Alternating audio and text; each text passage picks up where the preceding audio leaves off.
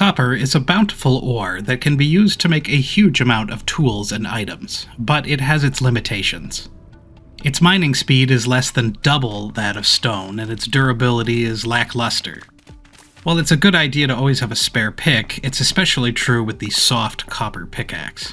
The copper pickaxe also cannot break quartz, meaning if you happen to run into the massive and prolific quartz shelves that you can find throughout the land, you may need to travel a massive distance to get around it, or abandon the area completely. This also means it is effectively impossible to gather said quartz in large quantities.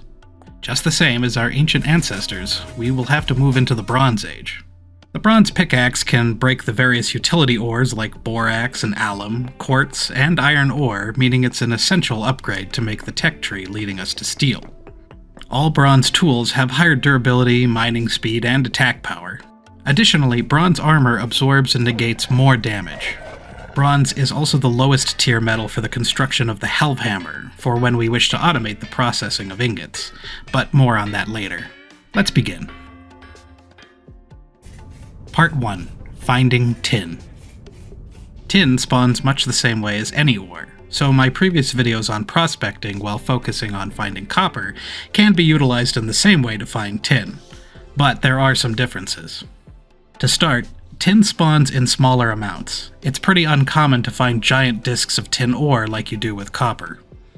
This doesn't matter for our end goal, because bronze is an alloy between copper and tin. It's actually still 92% copper, meaning even a small score of tin can open up bronze in a big way for you. This does matter because it makes it harder to find when you're actually spelunking. Additionally, as we previously discussed, the prospecting pick is showing you a per mil. That's 1 in 1,000 instead of percent, 1 in 100, of how much ore top to bottom of the chunk is likely to actually be that ore. That means while you may find giant copper ore fields with a reading of very high 30 per mil, it's pretty much impossible to find a number that high when looking for tin ore, or cassiterite as it's called in the game. I've seen many players struggle by focusing on that number and walking away from the real important detail, the adjective, decent, high, and very high.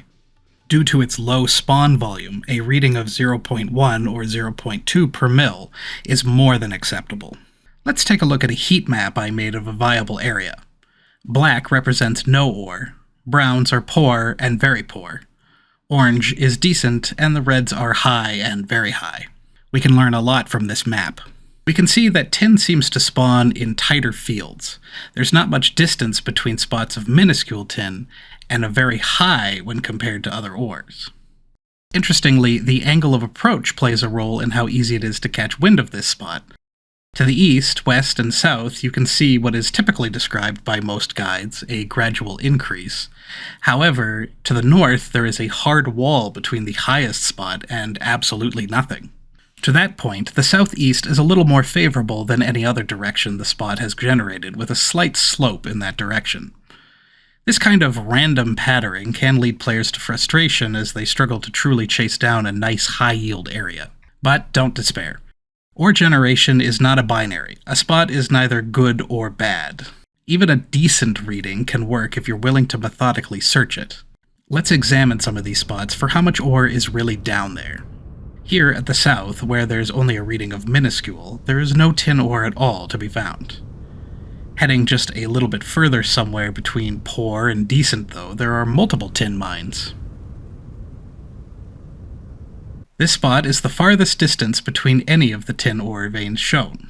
While the average width of these mines is around only 8 blocks, were you to utilize the soda cracker method I discussed in earlier videos of punching vertical channels 10 blocks apart and utilizing a node search pick with a radius of 5, you would have some success. Many of the initial vertical shafts in such a search would both miss the mines and fail to come within the search radius of the pick. It would not be an easy search. However, one shaft seen here would directly mine into a node, and 2 would come within range. A spelunking in this area would eventually succeed.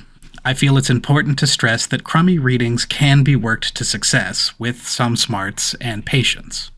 Let's next take a look, for fun, at an example of a high-yield 0.2 per mil spot to see the difference. You can see that there are quite a lot more veins to be had. They are cloistered closer together, and many are quite a bit larger. It would not take very long to turn such a spot into a successful strike. Let's recap what we learned about tin. Tin ore generates in smaller amounts. A high amount of tin is around 0.1 to 0.2 per mil. Tin ore fields generate in tighter patches, and they do not spread out evenly on all sides. Even poor quality ore fields can yield some ore if you truly cannot find anything better.